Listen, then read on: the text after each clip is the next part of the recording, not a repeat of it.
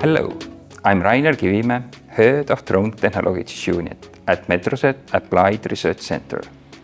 Drone technologies are developing faster today than ever before, and this is opening up new opportunities for Estonian companies. We established a drone division at Metrosert to support the development and testing of unmanned vehicles, whether in the air, on water, or on ground, right here in Estonia.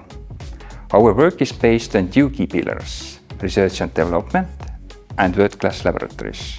Our research and development side is driven by three expert teams: the unmanned aviation team, the communication and navigation team, and flight physics team.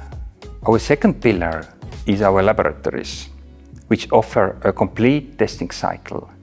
We start with indoor labs for environmental and reliability testing for subsystems, like halt-hush, climate, corrosion, vibration, dust, and pressure tests. We move to large-scale labs. We are building an EMC chamber and large climate chamber for very large products. And we finish with our unique flight test area where we can test everything in real-world conditions. We also host a competence center for chip technologies. We work closely with universities, defense forces, and private companies to build a complete drone ecosystem in Estonia. Our goal is for Estonian-made solutions to be safe, reliable, and world-class.